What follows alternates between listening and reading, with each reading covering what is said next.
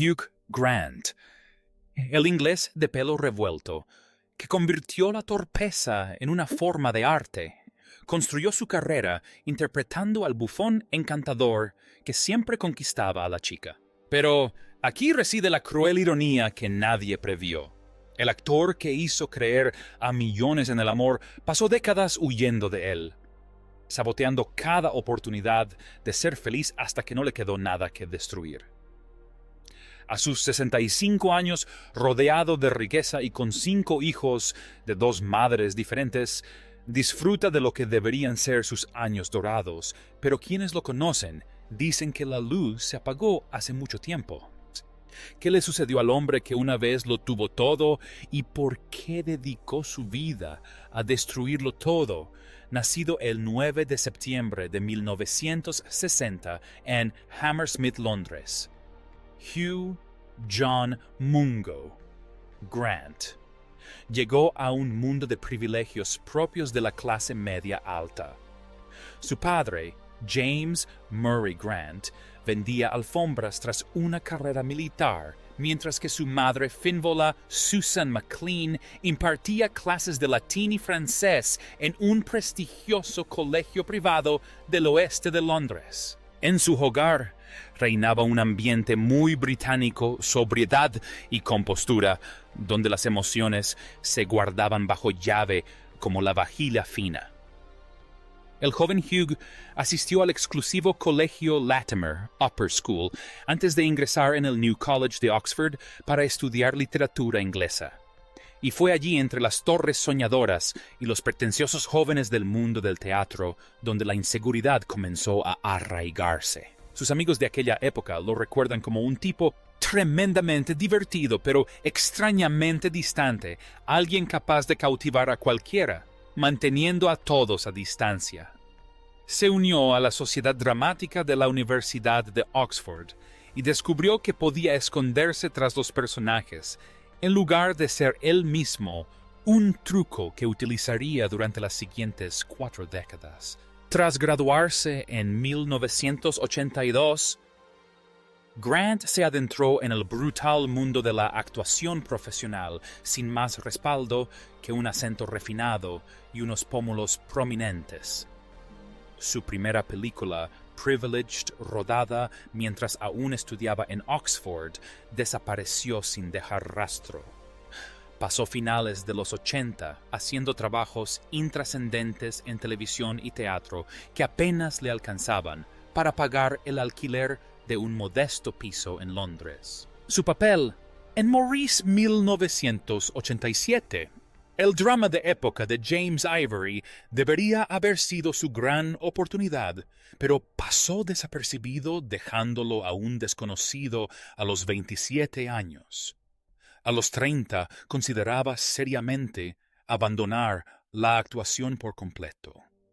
El rechazo era constante, el dinero inexistente, y a diferencia de sus compañeros de Oxford, que se habían dedicado a las finanzas o al derecho, no tenía nada que mostrar de sus decisiones salvo la creciente sensación de haber cometido un terrible error. 4 bodas y un funeral. Luego llegó 1994 y todo cambió con 4 palabras: sigue lloviendo. Esa frase inicial de 4 bodas y un funeral pronunciada con una sincronización perfecta en una escena perfecta de la mañana siguiente catapultó a Hugh Grant a la estratosfera tan rápido que probablemente le provocó un latigazo cervical. La película costó $4. Con un presupuesto de $5 millones, recaudó 245 millones en todo el mundo, convirtiéndose en la película británica más taquillera de la historia hasta ese momento. De la noche a la mañana, el actor de 33 años que luchaba por abrirse camino se convirtió en la personificación de la fantasía femenina, modesto, emocionalmente accesible y con un aire tan británico que incluso tartamudear parecía sofisticado. Richard Curtis había escrito el papel específicamente para él, reconociendo algo que el propio Grant no había comprendido del todo, que su torpeza no era un defecto, sino una cualidad, algo que lo hacía cercano al público en lugar de amenazante. El Globo de Oro llegó en 1995 y de repente Hollywood quiso un pedazo de la nueva estrella británica. En 1995. Sentido y sensibilidad lo emparejó con Emma Thompson y demostró que podía interpretar a Austin. En 1999, Notting Hill llevó la fórmula a cotas absurdas. Un librero que sale con la mayor estrella de cine del mundo y de alguna manera logró que resultara creíble. La película recaudó $364 millones en todo el mundo y consolidó la posición de Grant como el rey de la comedia romántica. El tipo capaz de convencer incluso al público más cínico con un encuentro romántico fortuito. En el diario de Bridget Jones, 2001 le permitió interpretar un papel atípico como el canalla, Daniel Cleaver, todo adulador y sin redención. Y el público disfrutó viéndolo en su papel de villano.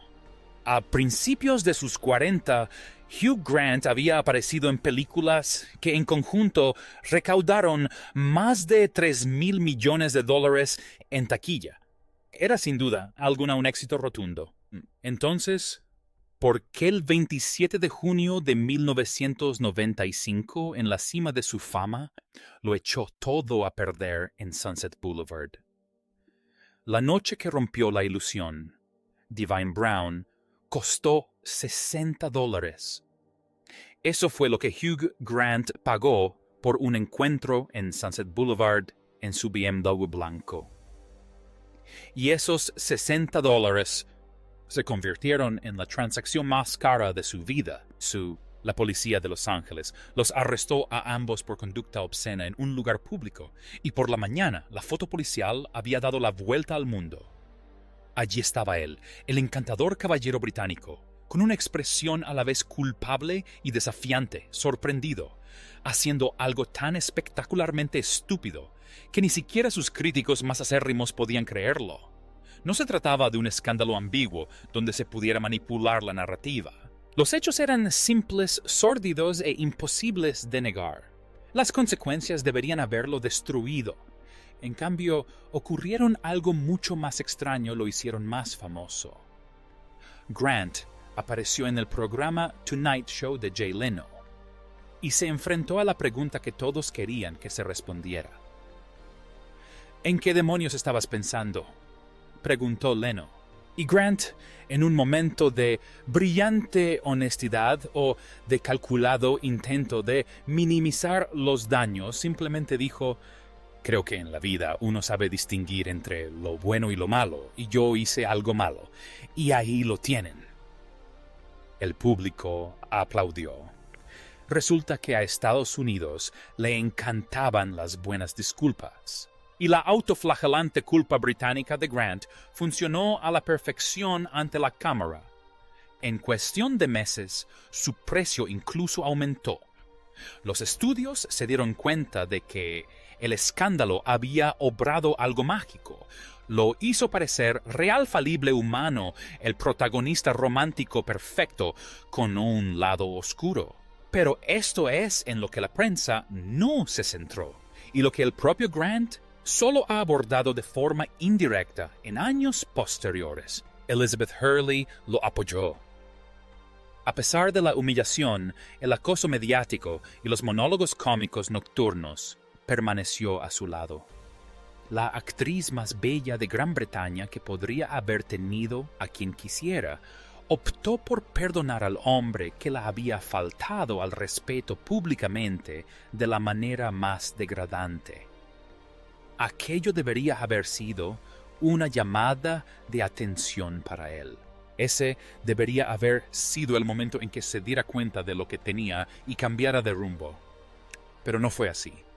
En cambio, sentó un precedente que definiría los siguientes 25 años.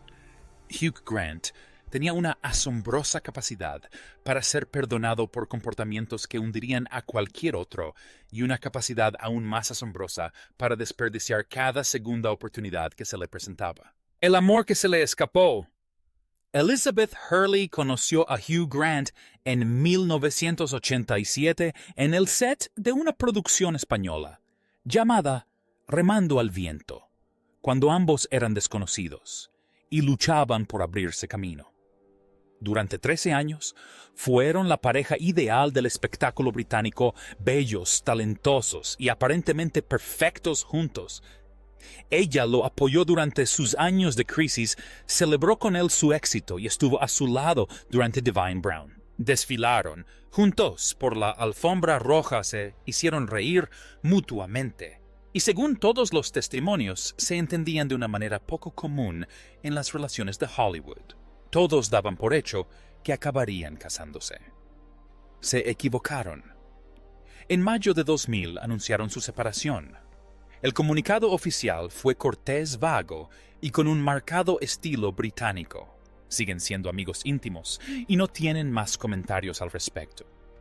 Sin escándalo, sin confrontación dramática, solo un final tranquilo para lo que debería haber sido una relación para toda la vida. En los años transcurridos desde entonces, ambos han hablado con cautela sobre lo que salió mal, pero la imagen que emerge es desgarradora por su sencillez. Grant no pudo comprometerse. No pudo. Él la amaba según admitió él mismo, pero algo en su interior rechazaba la permanencia. Hurley deseaba casarse y tener hijos, la progresión normal de una relación seria.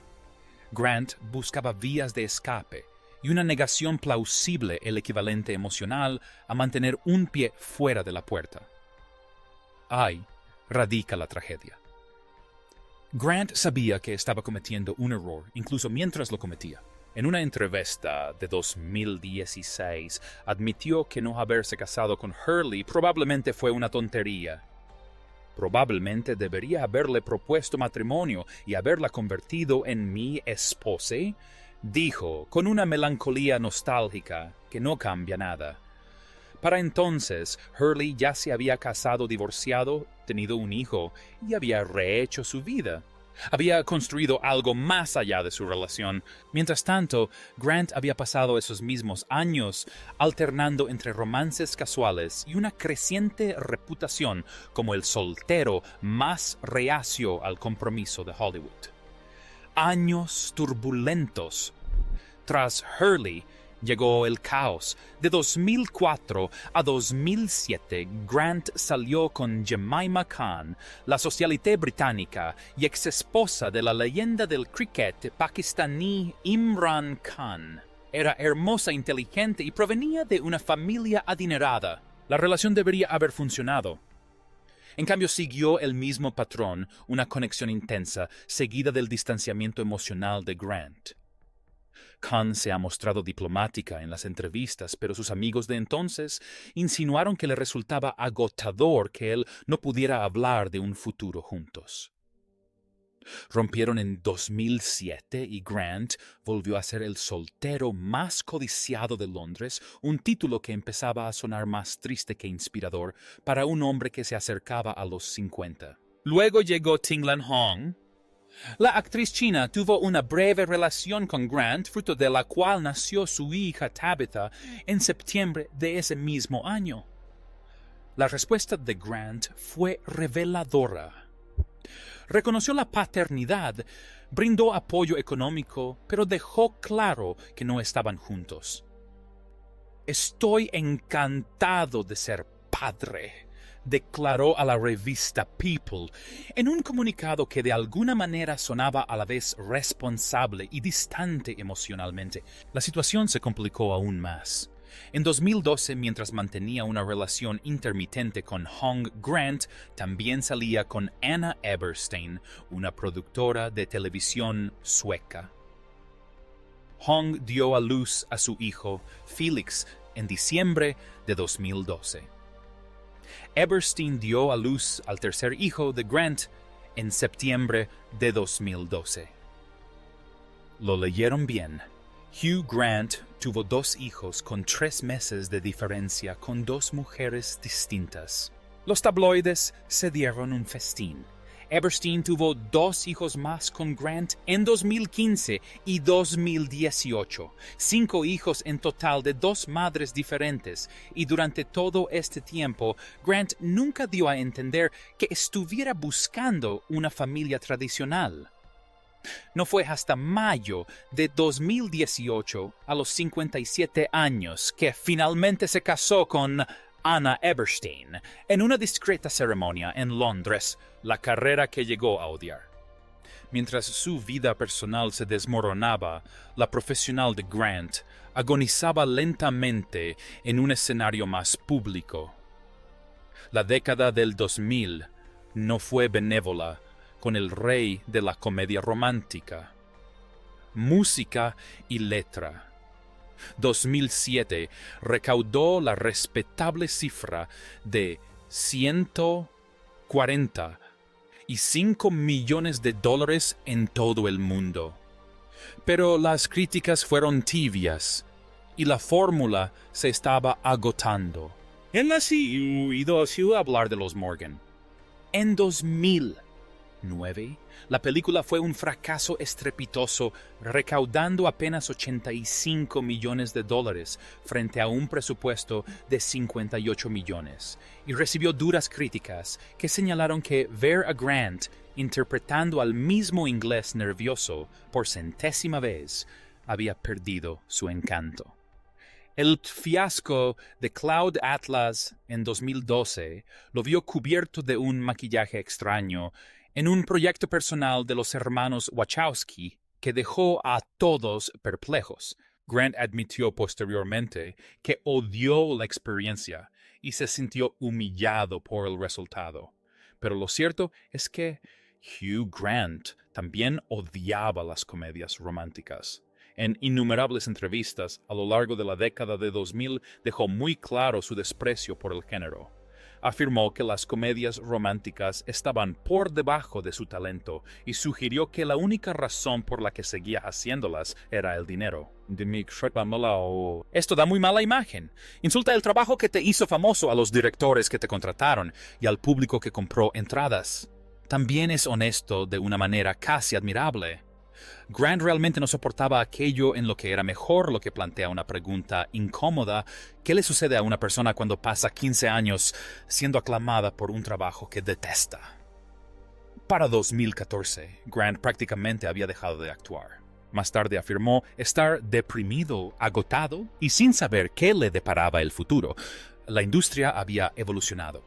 A sus 54 años era demasiado mayor para interpretar papeles románticos y demasiado famoso para dedicarse a papeles secundarios. Estaba estancado, rico, pero irrelevante, viendo cómo actores más jóvenes se hacían con los papeles que podrían haber impulsado su carrera si hubiera comenzado la transición una década antes. ¿A quiénes alejó? El éxito requiere colaboración, pero Hugh Grant ha pasado décadas quemando puentes con la misma eficiencia con la que saboteaba relaciones.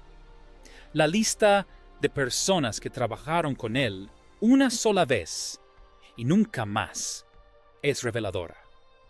A Julia Roberts, su compañera de reparto en Notting Hill, le han preguntado repetidamente sobre una secuela o un proyecto de reencuentro. Su respuesta siempre es una versión educada de un rotundo no. Quienes trabajaron en ese set recuerdan un rodaje tenso donde el optimismo estadounidense de Roberts chocó fuertemente con el cinismo británico y sarcástico de Grant. Según se cuenta, él se burló de su salario $15 millones frente a los 7 millones de los suyos y hizo comentarios sarcásticos sobre su forma de actuar. Ella lo toleró durante el rodaje y luego siguió con su vida. Desde entonces no han vuelto a trabajar juntos a pesar del enorme éxito de la película. Sandra Bullock tuvo una experiencia similar en 2 Weeks Notice 2002. La película recaudó $199 millones en todo el mundo, pero según se cuenta el ambiente entre bastidores era tenso. Grant ha admitido en entrevistas que la alegría incesante de Bullock le resultaba agotadora, mientras que algunos miembros del equipo sugirieron que Bullock consideraba poco profesionales los cambios de humor de Grant. La química funcionó en pantalla porque ambos son profesionales talentosos, pero fuera de ella no veían la hora de separarse. De nuevo, ni reencuentro ni secuela, solo una película exitosa y dos estrellas que claramente prefieren fingir que nunca sucedió. Y luego está Renée Zellweger, su coprotagonista de Bridget Jones, en 3 películas a lo largo de 16 años. Cabría pensar que tanto tiempo juntos crearía una amistad genuina. Sin embargo, las entrevistas realizadas durante el rodaje pintan un retrato de 2 personas cordiales pero frías. La interpretación de Zellweger, con su método de actuación que incluía subir de peso y trabajar el acento, chocaba con la preferencia de Grant por improvisar. A lo largo de los años, él ha hecho comentarios que podrían interpretarse como despectivos hacia su método, mientras que ella se ha mostrado notablemente reservada al hablar de él en las entrevistas, una reserva que resulta muy reveladora. Juntos realizaron 3 películas exitosas, y al final no quedó ni rastro de afecto. El patrón es evidente. Grant trabajó con algunas de las mayores estrellas de Hollywood, creó auténtica magia en pantalla y se marchó dejando un rastro de destrucción a su paso. Los directores que trabajaron con él lo describen como difícil y sarcástico, lo que en el lenguaje de Hollywood significa insoportable. Desprecia abiertamente el género de la comedia romántica que lo hizo rico y famoso. Trata con un desprecio apenas disimulado a sus compañeros de reparto que realzaron sus interpretaciones. Resulta casi impresionante su capacidad para triunfar en una industria basada en las relaciones, manteniendo al mismo tiempo un desdén tan evidente hacia todos los que lo rodean. Pero también es insostenible, como descubrió cuando dejó de recibir trabajo. ¿Qué queda a los 65 Hugh Grant hoy es irreconocible comparado con el encantador galán de pelo largo de los años 90. Las fotos recientes muestran a un hombre que aparenta sus 65 años, canoso con arrugas y el cansancio propio de décadas de lucha interna. Ha experimentado un pequeño resurgimiento en su carrera, interpretando personajes como villanos y hombres moralmente ambiguos en proyectos como A Very English Scandal 2018 y The Undoing 2020. Las críticas han sido excelentes. Ha demostrado que puede actuar más allá de las comedias románticas. Pero estos son papeles secundarios, apariciones especiales. El trabajo que se hace cuando el estatus de protagonista ya no existe. Su mayor éxito fue recaudar $364 millones con Notting Hill. Ahora agradece haber participado en 6 episodios de una serie de prestigio. Su matrimonio con Anna Eberstein continúa al menos en apariencia. Se les ve juntos ocasionalmente en fotografías con una actitud relajada, pero no particularmente apasionada, como 2 personas que se han adaptado a una relación que funciona bastante bien. Grant tiene 3 hijos con ella, 2 con Tinglan Honk, y según la mayoría intenta estar presente en sus vidas. Pero quienes conocen a la familia sugieren que la situación es complicada. Los hijos de Hong lo ven con menos frecuencia. Esta situación familiar mixta implica que las fiestas y los cumpleaños requieren una coordinación que se asemeja más a una fusión empresarial que a la calidez familiar. El propio Grant ha admitido que se convirtió en padre tarde y sin estar preparado y que su inclinación natural al cinismo no es ideal para la crianza de los hijos. Esta es la verdadera tragedia y no es dramática ni escandalosa. Es simplemente triste. Hugh Grant lo tenía todo: talento, atractivo, encanto, oportunidad y suerte. Salió con Elizabeth Hurley, quien lo amaba sinceramente, y la dejó porque el compromiso le asustaba. Protagonizó películas que la gente aún ve y cita, y luego pasó años quejándose de lo mucho que odiaba hacerlas. Tuvo varias oportunidades de formar una familia a su manera, pero esperó hasta los 50 y tantos para casarse, teniendo hijos por el camino, como alguien que no supo decidir qué quería, hasta que ya no le quedaban opciones buenas. A los 65 años es rico, respetado profesionalmente por su reciente trabajo interpretando personajes y objetivamente hablando exitoso. Según todos los indicios, tampoco es particularmente feliz.